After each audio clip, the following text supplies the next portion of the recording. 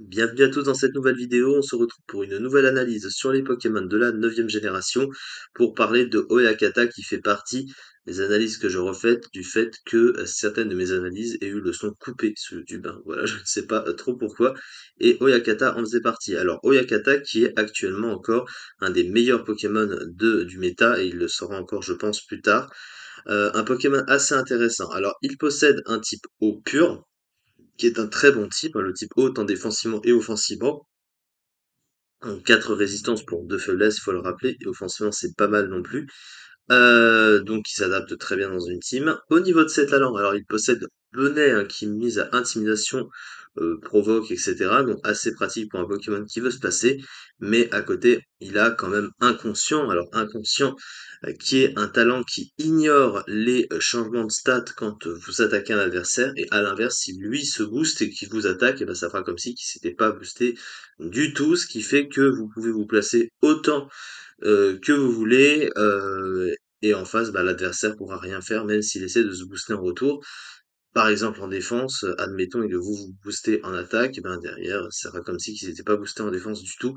Donc très pratique, inconscient avec un Pokémon comme ça. Et il a aussi Voile Eau qui l'immunise à la brûlure, hein, donc ça veut dire que s'il se fait brûler, il n'a pas de risque bah, s'il se fait pas brûler, plutôt il a pas le risque de se faire diviser ses dégâts physiques par 2, sachant qu'il tape plus fort sur ce plan là.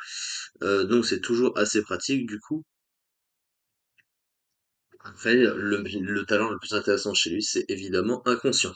Pourquoi est-ce que c'est inconscient? Bah, par rapport aux stats, c'est complètement adapté, hein, c'est ce qu'on voit. C'est un Pokémon qui a une grosse base PV, hein, un peu à l'instar de Wailord, hein, il a 150, 115 de défense, 65 de SPTF, alors une défense spéciale un peu mauvaise, mais que tu peux largement investir vu que ta défense est de 115, très bonne. Il a une attaque de 100, ce qui fait qu'il n'est pas extrêmement passif, il tape plutôt fort, pas extrêmement, mais plutôt. Une attaque spéciale qui va pas vraiment utiliser de 65 et une vitesse mauvaise de 35. Alors c'est sûr qu'une vitesse mauvaise, c'est compliqué, mais c'est un Pokémon défensif, donc c'est encore une fois moins grave.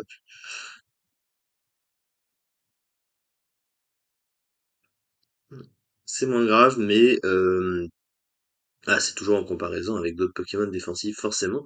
Cela étant, ça l'empêche pas d'être bon, évidemment.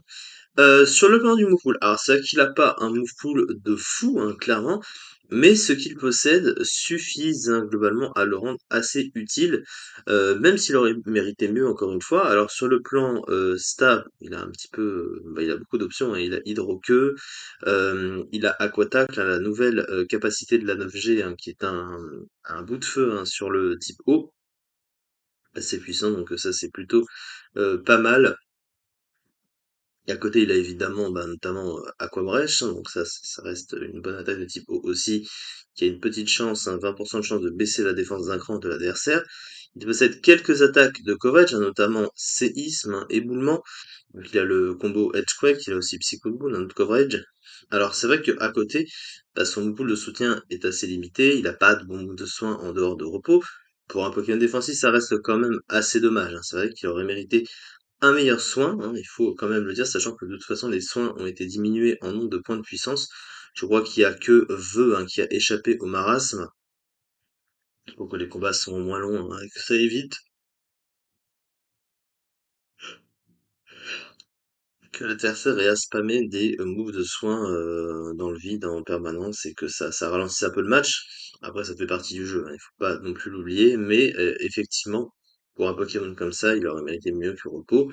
Mais voilà, hein, ça reste toujours ça. À côté, il possède aussi Malédiction, qui est pas le meilleur move de setup de la Terre, mais pour un Pokémon comme ça qui est déjà lent, bah ça fait un peu comme Ronflex, hein, tu lui pousses son attaque, sa défense, du coup, bah, il peut assez facilement se placer parce que il a vraiment un très bon bulk. Surtout qu'avec le Terra Crystal, tu peux jouer au niveau des résistances en fonction du type que tu lui mets. Donc là, l'exemple du type plante. Donc ça peut devenir un Pokémon assez facilement résistant s'il a la possibilité de se setup. Et grâce à Inconscient, encore une fois, bah, ça va être facilement le cas parce que même si l'adversaire veut essayer de se setup de son côté pour essayer de le tuer, et bah, sur la durée, s'il a pas un bon Pokémon qui tape sur le spécial, et bah, il va avoir beaucoup de mal à tuer ce Pokémon. Mais du coup, ce qui veut dire que bah, il est quand même fragile sur le spécial et que du coup, ça oriente un petit peu son placement pour que l'adversaire puisse trouver de quoi le taper. Mais c'est un Pokémon qui est assez intéressant quand même.